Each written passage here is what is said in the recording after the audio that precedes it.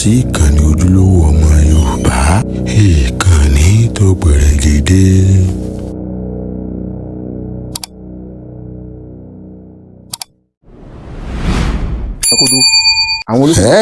tọ́ nípínlẹ̀ Ọ̀yọ́ ó dàbí ẹni pé kọ́lọ́mọ ó kìlọ̀ fọmọ rẹ̀ lọ́rọ̀ fẹ́ dì báyìí o. ọ̀rọ̀ náà gbẹnu tán ní ọdún 2027 lórí ọ̀rọ̀ ọ̀bọ̀ gómìnà ìpínlẹ̀ Ọ̀yọ́. kí la rí tá a fi sọ bẹ́ẹ̀? kí nìdí ọ̀rọ̀?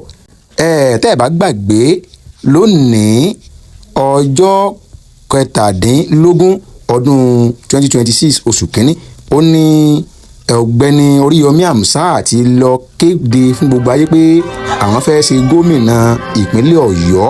àwọn kópa nínú ìdìbò gómìnà ìpínlẹ̀ Ọ̀yọ́ tí ń bọ̀, àwọn ó sì wọlé. ẹ̀yẹn wa ká tó wá lọ wo ohun tó ṣẹlẹ̀ ní Liberty Stadium níbi tí Oríyọmí Hamzat ti fẹ́ wọlé sáàrin àwọn èèyàn rẹ̀.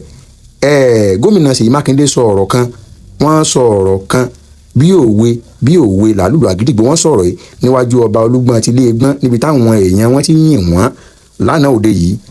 ẹjẹ́ agbọ́n tí wọ́n sọ lẹ́ẹ̀fì mọ̀ pé yọ́ dàbí ẹni pọ́rọ̀ náà yọ́ fẹ́ gbẹnu tán. wọ́n lọ káàkiri tí wọ́n ṣe ìwọ́de kánífà. ẹ sọ fún wa pé àwa ẹ̀ka wà ní báyẹ̀ lóye.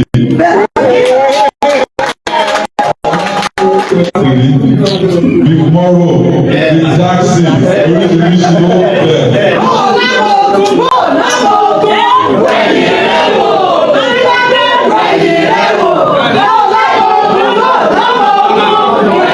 olóòkè gbogbo wa la gbọ́n tí gómìnà Ṣèyí Mákindé lọ pé àwọn kan ṣe kánífà. tẹ́ ẹ̀ bá gbà àwọn amẹ́ tí wọ́n ń bá wí bóyá Oríyọmí Hamzat àtàwọn ọmọlẹ́yìn wọn ni, bóyá àwọn ọmọ ẹgbẹ́ olóṣùṣù ọwọ̀ tí ṣẹgbẹ́ APC nítorí láìpẹ́ yìí tẹ́ ẹ̀ bá gbàgbé àwọn ọmọ ẹgbẹ́ APC náà kóra wọn jọ ní ìlú Ògbómọ̀ṣọ́ fún ìpolongo àlàáfíà láàrin ẹgbẹ́ wọn. ẹni tí gómìnà Ṣèyí Mákindé ń bá wí nínú àwọn méjèèjì kò tí ì yé wa o. ẹ̀yin yẹn wa ẹ wá jẹ́ àtẹ̀síwájú káwá wo tí àwọn ọmọlẹ́yìn Oríyọmí Hamzat àtẹgbẹ́ àkọọ̀dù dánwò ní Liberty Stadium lónìí. nǹkan kì í ẹsẹ̀ ràgó o.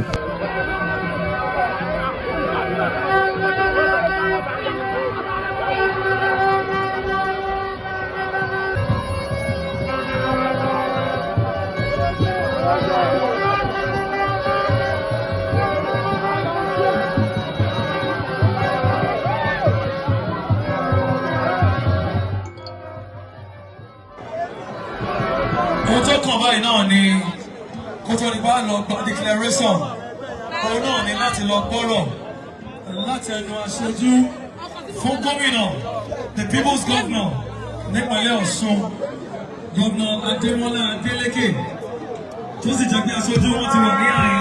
ẹ sọ pé ìmọ́lẹ̀ tó tàn nípínlẹ̀ Ọ̀ṣun tí ò ní pẹ́ tàn nípínlẹ̀ Ọ̀yọ́ náà.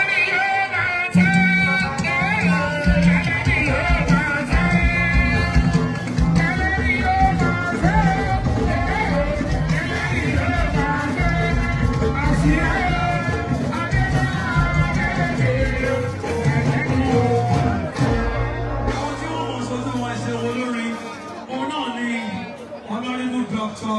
B. Ọdúnladé tí wọ́n jẹ́ kọmíṣánná fún ètò gbogbo tó ní ṣe pẹ̀lú òṣèlú, kọmíṣánná fún.